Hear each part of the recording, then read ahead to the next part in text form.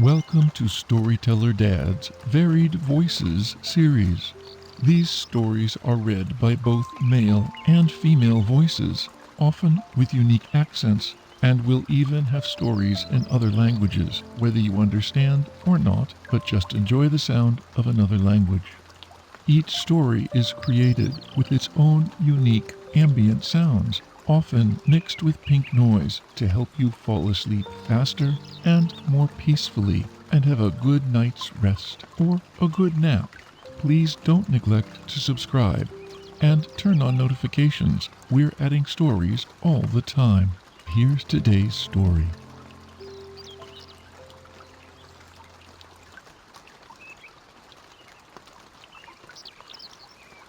Life from the Little Review. The sun was shining in the dirty street. Old women with shapeless bodies waddled along on their way to market.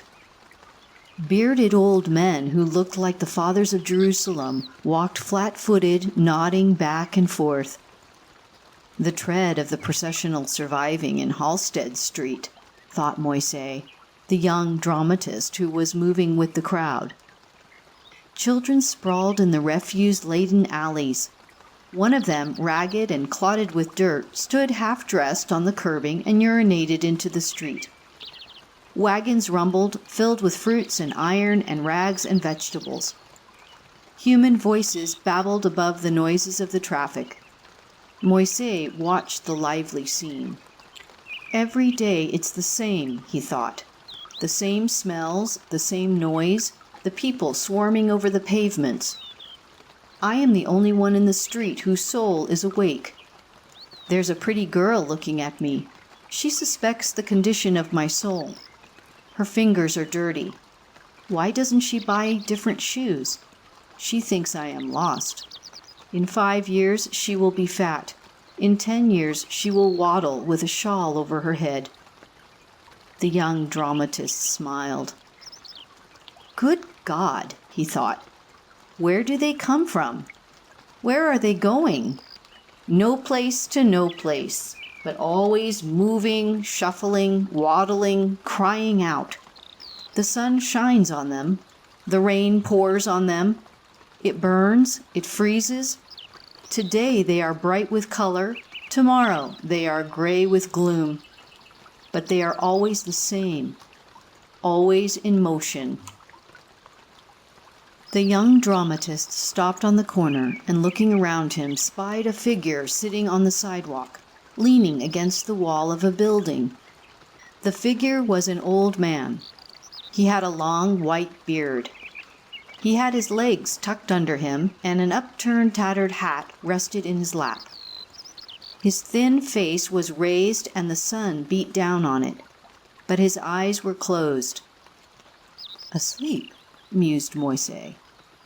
He moved closer to him. The man's head was covered with long silky white hair that hung down to his neck and hid his ears. It was uncombed. His face in the sun looked like the face of an ascetic, thin, finely veined. He had a long nose and almost colorless lips, and the skin on his cheeks was white. It was drawn tight over his bones, leaving few wrinkles. An expression of peace rested over him, peace and detachment. Of the noise and babble he heard nothing. His eyes were closed to the crowded, frantic street. He sat, his head back, his face bathed in the sun, smileless and dreaming. A beggar, thought Moise, asleep, oblivious, dead. All day he sits in the sun like a saint, immobile, like one of the old Alexandrian ascetics, like a delicately carved image. He is awake in himself, but dead to others.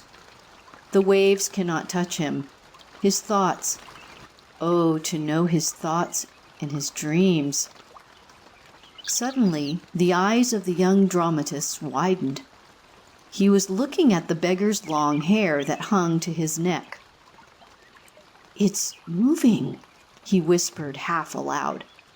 He came closer and stood over the old man and gazed intently at the top of his head. The hair was swaying faintly, each separate fiber moving alone. It shifted, rose imperceptibly, and fell. It quivered and glided. "Ice," murmured Moise. He watched. Silent and asleep, the old man sat with his thin face to the sun, and his hair moved.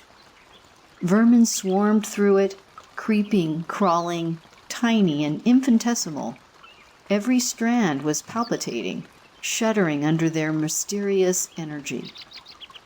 At first, Moise could hardly make them out, but his eyes gradually grew accustomed to the sight, and as he watched, he saw the hair swell like waves riding over the water, saw it drop and flutter, coil and uncoil of its own accord. Vermin raised it up, pulled it out, streaming up and down tirelessly in vast armies. They crawled furiously like dust specks blown thick through the white beard. They streamed and shifted and were never still. They moved in and out, from no place to no place, but always moving, frantic and frenzied. An old woman passed and with a shake of her head dropped 2 pennies into the upturned hat. Moise hardly saw her. He saw only the palpitating swarms that were now facing easily visible through the gray-white hair. Some ventured down over the white aesthetic face, crawling in every direction, traveling around the lips and over the closed eyes, emerging suddenly in thick streams from behind the covered ears and losing themselves under the ever-moving beard. And Moise, his senses strained, thought he heard a noise, a faint crunching noise. He listened. The noise seemed to grow louder. He began to itch, but he remained bending over the head. He could hear them, like a faraway murmur, a purring, uncertain sound. They're shouting and groaning, crying out, weeping and laughing, he mused. It is life, life. He looked up and down the crowded, burning street with its frantic crowd and smiled. Life, he repeated. He walked away. Before him floated the hair of the beggar, moving as if stirred by a slow wind, and he itched. But who was the old man? He thought.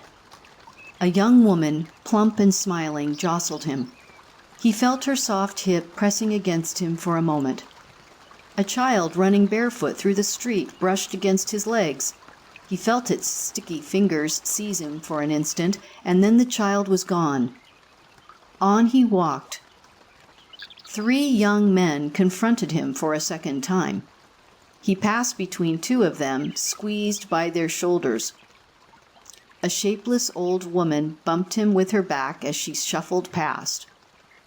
2 children dodged in and out, screaming, and seized his arm to turn on. The young dramatist stopped and remained standing still, looking about him. Then he laughed. Life, he murmured again, and I am the old man, he added.